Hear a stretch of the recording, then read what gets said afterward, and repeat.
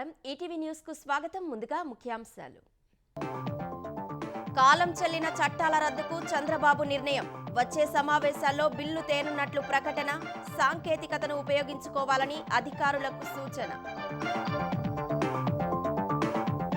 నెయ్యి పేరుతో టీటీడీకి మోనోగ్లిజరైడ్స్ మిశ్రమం ఏపీలో ఇతర ఆలయాలకు పంపిణీ చేసిన భోలే బాబా సిట్ దర్యాప్తులో గుట్టురట్టు తెలంగాణలో మున్సిపల్ ఎన్నికలకు సర్వం సిద్ధం పకడ్బందీగా ఏర్పాట్లు చేసిన ఎస్ఈసీ 25,000 మంది పోలీసులతో బందోబస్తు నేటితో ముగియనున్న జీహెచ్ఎంసీ పాలక మండలి పదవీ కాలం రేపటి నుంచి ప్రత్యేక అధికారి పాలన నేడు ఉత్తర్వులు ఇవ్వనున్న ప్రభుత్వం స్పీకర్ ఓం బిర్లాపై అవిశ్వాసానికి సిద్ధమైన విపక్షాలు 103 మంది ఎంపీల సంతకాలు సేకరణ నేడు నోటీసు ఇచ్చే అవకాశం మాజీ ఆర్మీ చీఫ్ పుస్తకం ప్రతి లీక్ పై పోలీసుల ఎఫ్ఐఆర్ దర్యాప్తు చేపట్టిన ఢిల్లీ స్పెషల్ సెల్ ఇంకా ప్రచురించలేదని పెంగ్విన్ స్పష్టీకరణ ఈ నెల 15న భారత్ పాక్ మ్యాచ్ యథాతథం బహిష్కరణపై వెనక్కి తగ్గిన పీసీబీ బంగ్లా లంక విజ్ఞప్తితో నిర్ణయమన్న షెహబాజ్ షరీఫ్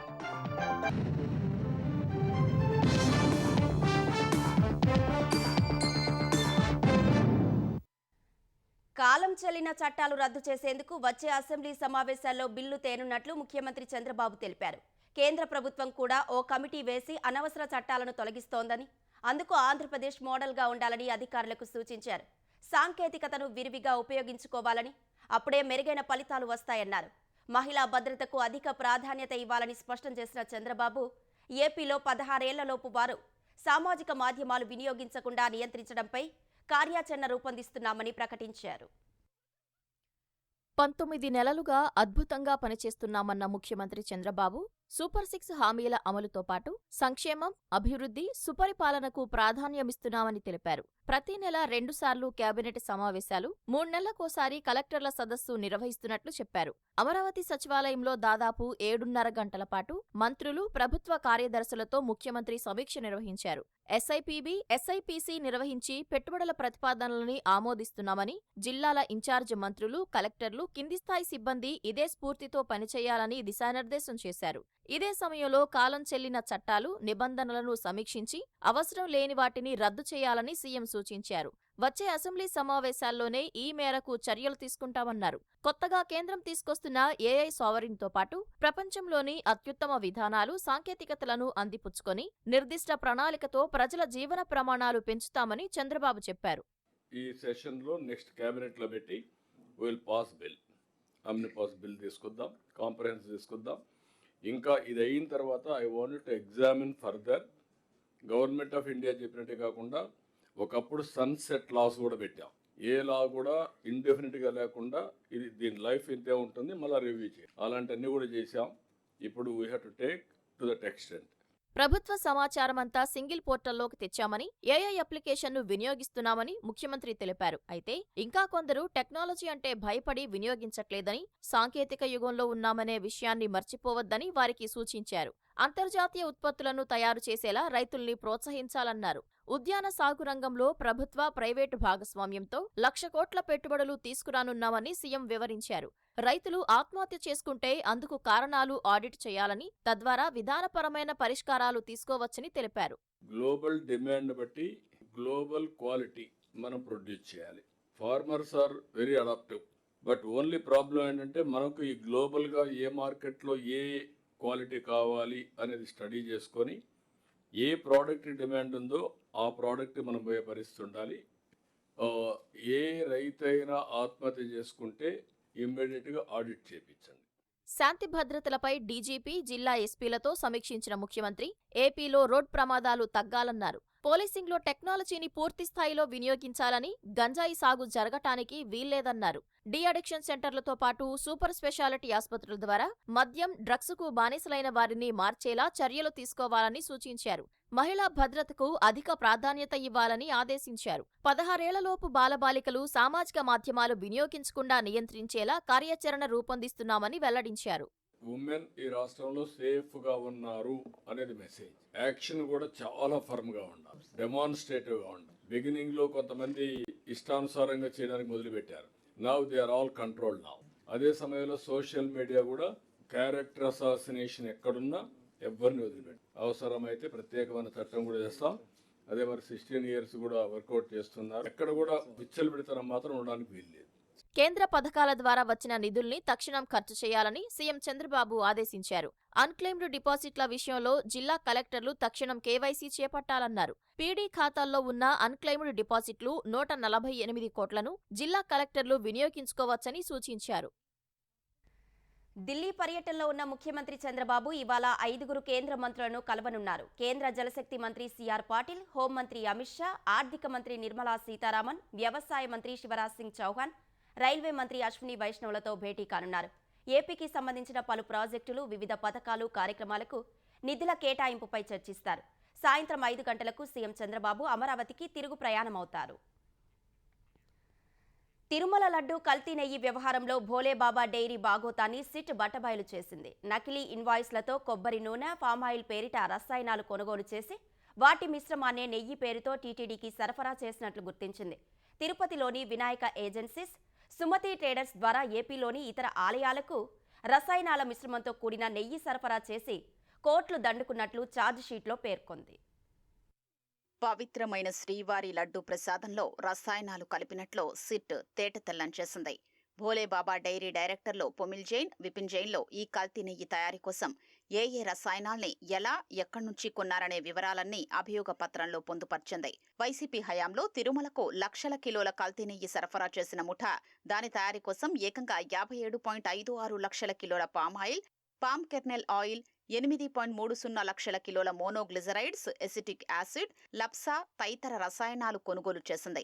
వీటన్నింటినీ వినియోగించి 68.17 లక్షల కిలోల నెయ్యి లాంటి రసాయనిక మిశ్రమాన్ని తయారు చేసింది.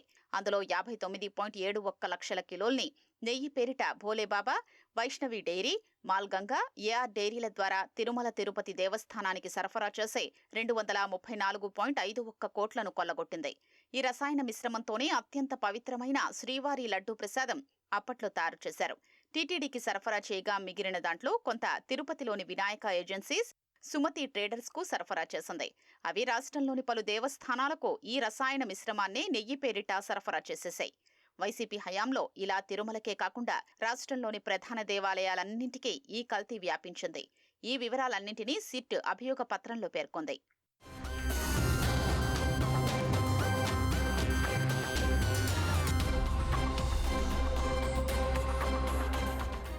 కల్తీ నెయ్యి తయారీ కోసం అవసరమైన మోనోగ్లిజరైడ్స్, ఎసిటిక్ యాసిడ్, ఎస్టర్ వంటి రసాయనాల్ని భోలేబాబా డైరీ తమ అనుబంధ సంస్థలైన Harsh trading, Harsh fresh dairy foods పేరిట కొనుగోలు చేసింది.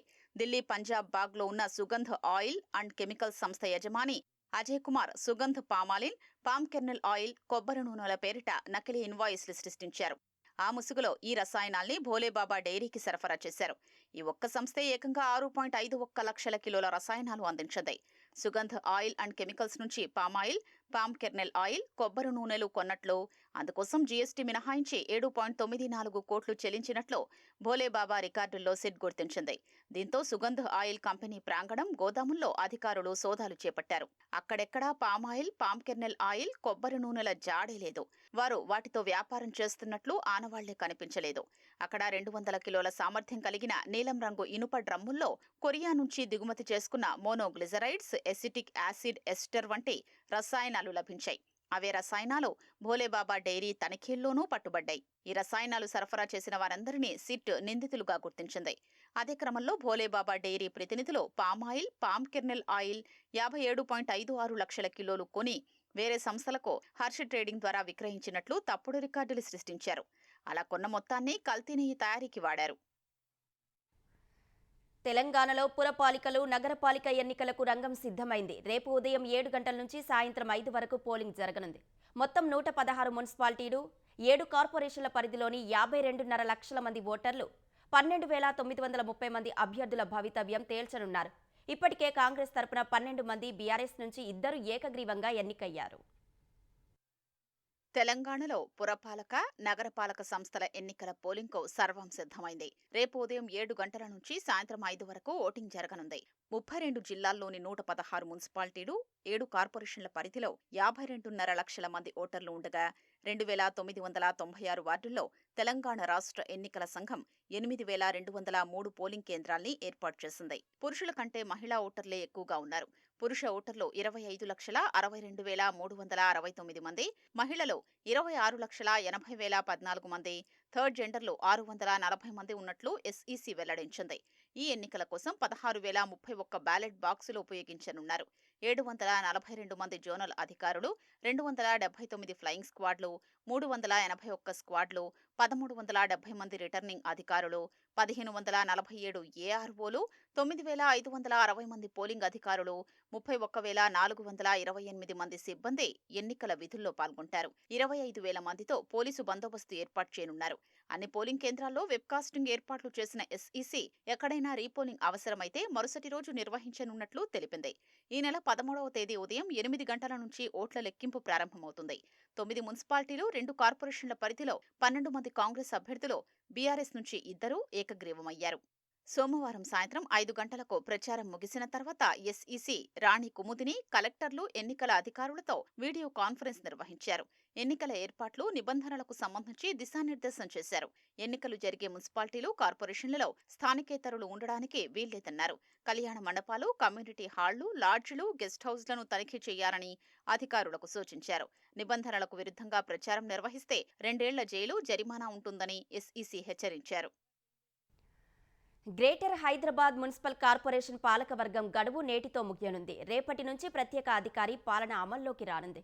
జీహెచ్ఎంసీకి ముఖ్య కార్యదర్శి హోదా కలిగిన ప్రత్యేక అధికారిని ప్రభుత్వం నియమించే అవకాశం ఉంది. ఈ మేరకు ఇవాళ ఉత్తర్వులు వెలువరించే అవకాశం ఉంది.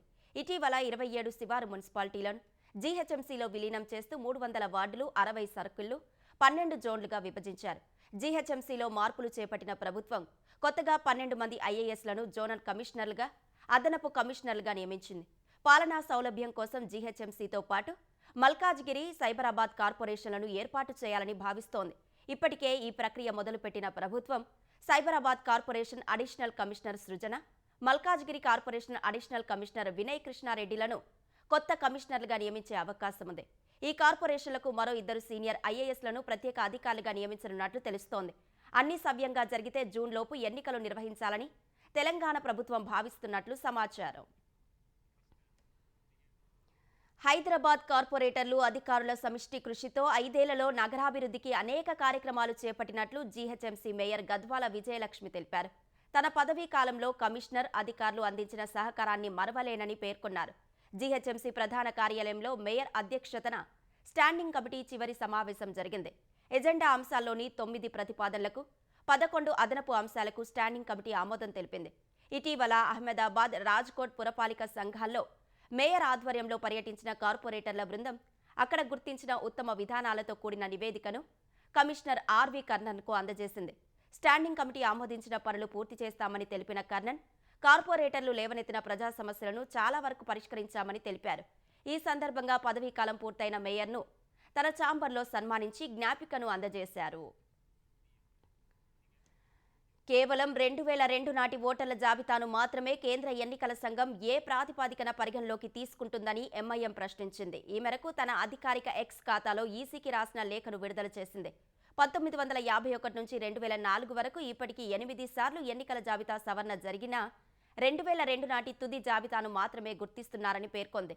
బీఎల్ఓలకు వారి ప్రస్తుత అధికార పరిధిలోని 1200 ఓటర్లు ఉన్న పోలింగ్ ప్రాంతాలకు మాత్రమే పరిమితం చేశారని ఎంఐఎం గుర్తు చేసింది. వలసలు, ఇళ్ల పట్టణ విస్తరణ, నియోజకవర్గాల పునర్వ్యవస్థీకరణ కారణంగా ఓటర్లు వేరే చోట నివసిస్తున్నారని తెలిపింది. ఫలితంగా బీఎల్ఓలు అటువంటి ఓటర్లను గుర్తించడం కష్టంగా మారినట్లు ఈసీ దృష్టికి తీసుకెళ్లింది.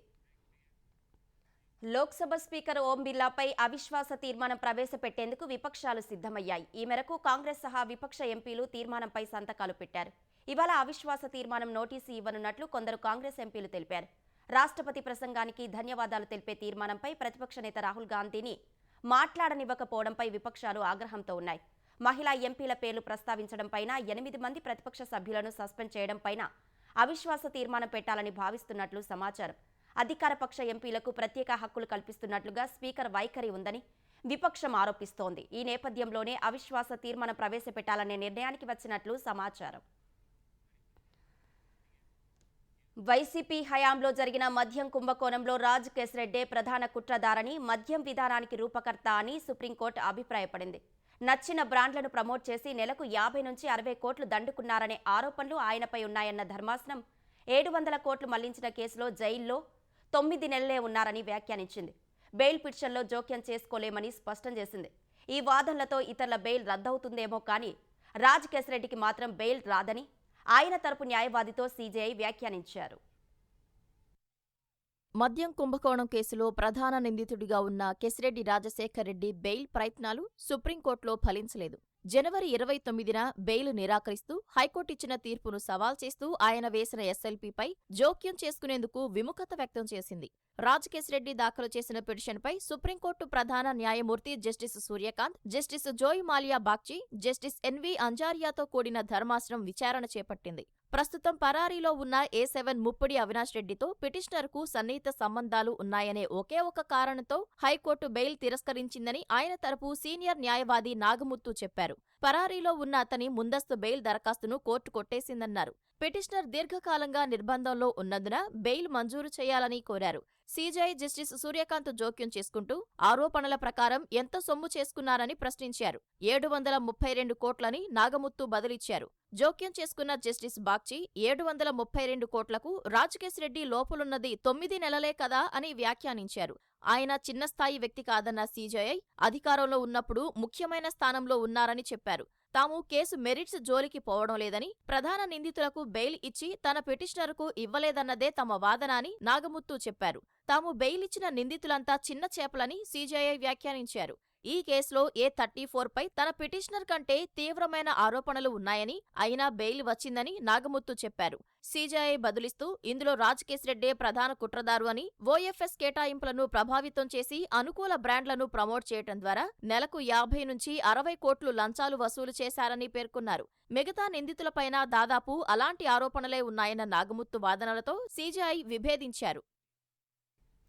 ముఖ్యమంత్రి చంద్రబాబుపై అసభ్యకర వ్యాఖ్యలు చేసిన వైసీపీ నేత అంబటి రాంబాబుపై వివిధ ఠాణాల్లో నమోదైన 33 కేసుల్లో బిఎన్ఎస్ఎస్ సెక్షన్ 35(3) ప్రకారం నోటీసు ఇచ్చి వివరణ తీసుకోవాలని హైకోర్టు ఆదేశించింది. హైకోర్టు న్యాయమూర్తి జస్టిస్ వెంకట జ్యోతిర్మయి ఈ మేరకు ఉత్తర్వులిచ్చారు. తదుపరి విచారణను మార్చి 2కు వాయిదా వేశారు. తనపై నమోదు చేసిన 33 కేసులను కొట్టేయాలని అంబటి రాంబాబు దాఖలు చేసిన వ్యాజ్యాలపై హైకోర్టు విచారణ జరిపింది. ఆయన తరపు వాదనలు వినిపించిన సీనియర్ న్యాయవాది పొన్నవోలు సుధాకర్ రెడ్డి ఒకే ఘటనపై ఏపీ వ్యాప్తంగా మొత్తం 33 కేసులు నమోదు చేశారన్నారు. ఒకే ఘటనపై అనేక ఎఫ్ఐఆర్లు నమోదు చేయడానికి వీల్లేదని సుప్రీంకోర్టు తీర్పు ఇచ్చినట్లు న్యాయమూర్తి తెలిపారు. పోలీసులకు తగిన సూచనలు చేయాలని పీపీకి సూచించారు. నల్లపాడు స్టేషన్లో నమోదైన కేసును ప్రధానంగా పరిగణించి మిగతా ఎఫ్ఐఆర్లను సిఆర్పిసి సెక్షన్ 162 ప్రకారం వాంగ్మూలాలుగా పరిగణించే విషయాన్ని పరిశీలించి తగిన సూచనలు చేస్తా అన్నారు. Saraswati power and industries private లిమిటెడ్లో వైఎస్ జగన్, భారతీరెడ్డి క్లాసిక్ రియాల్టీలకు చెందిన వాటాలను వైఎస్ విజయమ్మ, చాగరి జనార్దన రెడ్డిల పేరుతో బదలాయింపు వ్యవహారంలో ప్రతివాదిగా ఉన్న వైఎస్ షర్మిల కౌంటర్ దాఖలు చేస్తానని జాతీయ కంపెనీ లా అప్పిలేట్ ట్రైబ్యునల్కు నివేదించారు. అందుకోసం కొంత గడువివ్వాలని కోరారు. దీంతో ట్రైబ్యునల్ విచారణను మార్చి 17కు వాయిదా వేసింది. అప్పటి వరకు జగన్, భారతీరెడ్డి క్లాసిక్ రియాల్టీల వాటాలను వైఎస్ విజయమ్మ, చాగరి జనార్దన రెడ్డి పేరుతో బదలాయింపు వ్యవహారంలో యథాతథ స్థితి కొనసాగించాలని గతంలో ఇచ్చిన మధ్యంతర ఉత్తర్వులను పొడిగించింది. విజయమ్మ, జనార్దన రెడ్డిల పేరుతో వాటాలను బదలాయిస్తూ సరస్వతి పవర్ బోర్డు చేసిన తీర్మానాన్ని, దీని ప్రకారం రిజిస్టర్లో సభ్యుల పేర్లను మార్చడాన్ని సవాల్ చేస్తూ జగన్, భారతీరెడ్డి క్లాసిక్ రియాల్టీలు గతంలో ఎన్సీఎల్టీ హైదరాబాద్ బెంచ్లో పిటిషన్ వేశాయి. విచారించిన ఎన్సీఎల్టీ వాటాల బదలాయింపును రద్దు చేస్తూ జగన్, భారతి క్లాసిక్ రియాల్టీల పేర్లను పునరుద్ధరించాలంటూ గతేడాది జూలై 29న తీర్పు వెలువరించింది. హైదరాబాద్ ఎన్సీఎల్టీ తీర్పు చట్టవిరుద్ధమని, దాని అమలును నిలిపివేయాలని కోరుతూ ఎన్సీఎల్టీ చెన్నై బెంచ్లో Saraswati power limited, YS Vijayamma వేర్వేరుగా అప్పీలు దాఖలు చేశారు. తెలంగాణ ఉద్యమంలో పాల్గొన్న వారికి పెన్షన్, స్థలం వంటి ప్రయోజనాల కల్పనపై నిర్ణయం ప్రభుత్వ విచక్షణ మేరకే ఉంటుందని హైకోర్టు స్పష్టం చేసింది. దీనికి సంబంధించి కలెక్టర్ రాసిన లేఖలపై ప్రభుత్వ వివరణ ఇవ్వాలంటూ విచారణను న్యాయస్థానం వాయిదా వేసింది. తెలంగాణ ఉద్యమంలో పాల్గొన్న వారికి స్థలం, పెన్షన్ మంజూరు చేసేలా ఆదేశాలు జారీ చేయాలంటూ జి. నాగరాజు మరో 8 మంది హైకోర్టులో పిటిషన్ దాఖలు చేశారు. దీనిపై జస్టిస్ బి. విజయసేన్ రెడ్డి విచారణ చేపట్టారు. పిటిషనర్ తరపు న్యాయవాది వాదనలు వినిపిస్తూ స్వరాష్ట్ర ఉద్యమంలో పాల్గొన్న వారికి పెన్షన్, ఇంటి స్థలం ఇస్తామని ఎన్నికల్లో వాగ్దానాలు చేశారన్నారు. ఇద్దరికీ ఈ కేటగిరీలో 250 చదరపు గజాల స్థలం, పెన్షన్ మంజూరైందని, ఆ ఉత్తర్వులు వెలుగులోకి రావడం లేదన్నారు. వాదనలు విన్న న్యాయమూర్తి ఈ పిటిషన్ను అనుమతిస్తే ఇలాంటివి లెక్కకు మించి దాఖలయ్యే అవకాశం ఉందన్నారు. ప్రభుత్వం స్వచ్ఛందంగా అమలు చేస్తే కోర్టుకు ఎలాంటి అభ్యంతరం లేదని వ్యాఖ్యానించారు. ప్రభుత్వ వివరణ చెప్పాలంటూ ప్రభుత్వ న్యాయవాదికి సూచిస్తూ విచారణను ఈ నెల 23కు వాయిదా వేశారు. నకిలీ కాల్ సెంటర్ల ద్వారా అమెరికన్లను మోసం చేస్తున్న కేసులో ఎన్ఫోర్స్మెంట్ డైరెక్టరేట్ అహ్మదాబాద్లో 6 చోట్ల సోదాలు జరిపింది. గతంలో సైబరాబాద్ పోలీసులు, సిబిఐ నమోదు చేసిన కేసుల ఆధారంగా మనీ లాండరింగ్ చట్టం కింద దర్యాప్తు చేస్తున్న ఈడీ మహ్మద్ అన్సారీ, అకీబ్, వికాస్, దివ్యాంగ్ రావల్, ప్రదీప్, వారి అనుచరులు ఈ కాల్ సెంటర్లు నిర్వహిస్తున్నట్లు తెలిపింది. అమెరికా ప్రభుత్వ సంస్థల అధికారులుగా ప్రైవేట్ కంపెనీల ప్రతినిధులమంటూ అమెరికన్లకు కాల్ చేసి బెదిరిస్తున్నట్లు ఈడీ పేర్కొంది. రుణ బకాయిలు చెల్లించలేదని, పన్ను ఎగవేతకు పాల్పడ్డారంటూ బెదిరించి వారితో అమెజాన్ గిఫ్ట్ కార్డులు కొనుగోలు చేయించి వాటిని బదిలీ చేయించుకుంటున్నట్లు ఈడీ గుర్తించింది. వాటిని క్రిప్టోలో మార్చి సొమ్ము చేసుకుంటున్నట్లు తెలిపింది. నిందితుల వద్ద క్రిప్టో కరెన్సీ, 13.5 లక్షల నగదు, డిజిటల్ పరికరాలు స్వాధీనం చేసుకున్న ఈడీ అధికారులు 31 బ్యాంకు ఖాతాలు, లాకర్లను ఫ్రీజ్ చేశారు. మాజీ ఆర్మీ చీఫ్ నరవణే ఆత్మకథ 4 స్టార్స్ ఆఫ్ డెస్టినీ పుస్తకం ప్రచురణకు ముందే లీక్ అయినట్లు ఆరోపణలు రావడంతో ఢిల్లీ పోలీసులు ఎఫ్ఐఆర్ నమోదు చేశారు. సంబంధిత వర్గాలు పుస్తకం ప్రచురణకు అధికారిక అనుమతి ఇవ్వనప్పటికీ ఈ పుస్తకం pre print version social media, ఇతర మాధ్యమాల్లో సర్క్యులేట్ అవుతున్నట్లు గుర్తించారు. Penguin random house India private limited ప్రచురించిన టైప్ సెట్ పుస్తకం యొక్క పీడీఎఫ్ వెర్షన్ అదే పేరుతో కొన్ని వెబ్సైట్లలో అందుబాటులో ఉన్నట్లు పోలీసులు తమ దర్యాప్తులో గుర్తించారు. కొన్ని ఆన్లైన్ మార్కెటింగ్ ప్లాట్ఫామ్లు పూర్తయిన పుస్తక కవర్ను విక్రయాలకు ఉంచినట్లు తెలిపారు. పుస్తకం కాపీ ఎలా లీక్ అయిందనే విషయమై దర్యాప్తు జరుగుతున్నట్లు ఢిల్లీ పోలీసులు తెలిపారు. మరోవైపు ఆ పుస్తకం పబ్లిషింగ్ హక్కులు తమకు మాత్రమే ఉన్నాయని పెంగ్విన్ రాండమ్ హౌస్ ఇండియా తెలిపింది. ఇంకా ఆ పుస్తకాన్ని పబ్లిష్ చేయలేదని ప్రకటించింది. ఈ పుస్తకం ప్రతులు అనధికారికంగా సర్క్యులేట్ అవుతున్నాయనే ఫిర్యాదులపై పోలీసులు ఎఫ్ఐఆర్ నమోదు చేసిన నేపథ్యంలో పెంగ్విన్ రాండమ్ హౌస్ ఇండియా స్పందించింది. ఢిల్లీ లెఫ్టినెంట్ గవర్నర్, పలువురు సీనియర్ బ్యూరోక్రాట్లు, కేంద్ర ప్రభుత్వ అధికారులపై గతంలో ఆప్ ప్రభుత్వం పెట్టిన కేసులను బీజేపీ ప్రభుత్వం ఉపసంహరించుకుంది. పదవీ బాధ్యతలు చేపట్టిన వెంటనే పరిపాలన, విధానపరమైన సమస్యలకు సంబంధించిన కేసులను ఎత్తివేసేందుకు త్వరితగతిన విచారణ జరపాలని బీజేపీ ప్రభుత్వం కోర్టులను ఆశ్రయించింది. కేసులను కొనసాగించడం చట్టపరమైన సవాళ్లను సృష్టించిందని, పరిపాలన స్తంభించిందని వివరించింది. కేసుల కొనసాగింపుతో ప్రయోజనం లేకపోగా ప్రభుత్వ వనరులు వృధా అవుతాయని రేఖా గుప్తా సర్కార్ వాదించింది. వివిధ సందర్భాల్లో సుప్రీం, హైకోర్టులు కేసులను ఎత్తివేసేందుకు అనుమతించాయి. ఈ నేపథ్యంలో అన్ని కేసులను ఎత్తివేస్తూ ఢిల్లీ ప్రభుత్వం నిర్ణయం తీసుకుంది.